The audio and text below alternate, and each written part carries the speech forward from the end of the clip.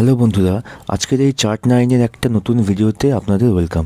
তো আজকের এই ভিডিওতে আমরা যে স্টকের উপরে নজর রাখবো, স্টকের নাম হচ্ছে সুজলন এনার্জি লিমিটেড।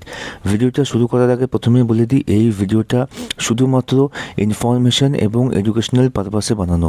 এই ভিডিওটা কিন্তু কোনো রকম কোনো ইনভেস্টমেন্ট অ্যাডভাইস একদমই নয়। তো চলুন এবার আমরা ভিডিওতে এগোই। তো ওভারঅল এই সুজলন এনার্জির চার্টটা এখন একটা এমন জায়গায় দাঁড়িয়ে আছে, এই যে চার্টটা রয়েছে এটা যদি আপনি একটু লং টার্মে যান, আপনি এখানে দেখতে পাচ্ছেন যে লং টার্ম থেকে চার্ট কিন্তু অলরেডি একটা জায়গাতে ডাউন সাইডে বটম বানিয়ে সেখান থেকে একটা সাইডওয়েজ মার্কেটের মধ্য দিয়ে স্টকটা যাচ্ছে।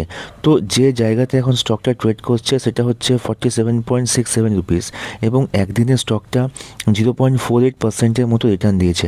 এখন এখান থেকে যদি স্টকের মোমেন্টামকে আপনি ধরতে চান, তো ডাউন সাইডে প্রথম সাপোর্টটা হচ্ছে 45 রুপিসে, ওকে। সেকেন্ড সাপোর্টটা হচ্ছে 41 রুপিসে, ঠিক আছে। মানে 45 রুপিসটা হচ্ছে এই স্টকের জন্য একটা স্ট্রং সাপোর্ট, এবং যদি 45 রুপিসের সাপোর্টটা ব্রেক করে দেয়, এই স্টকের জন্য একটা ইম্পর্ট্যান্ট সাপোর্ট হচ্ছে 40 রুপিস। মানে এই জায়গাতে কিন্তু স্টকটাকে সাস্টেন করতে হবে।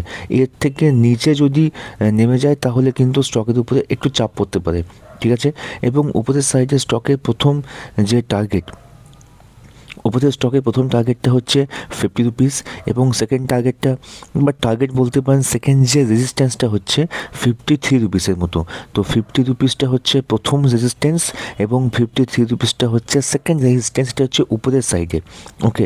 এবং ওভারঅল আপনি এখানে আরেকটা জিনিস একটু খেয়াল করবেন, আপনি এখানে যত লং টার্মে যাবেন, ওকে, যত লং টার্মে আপনি যাবেন, দেখতে পাচ্ছেন তো যে এই জায়গা থেকে কিন্তু সুজলন একটা বাম্পার মুভ দেখিয়েছিল, বাট এখন স্টকে আমরা কন্টিনিউ একটু ডাউন সাইড মোমেন্টাম দেখতে পাচ্ছি।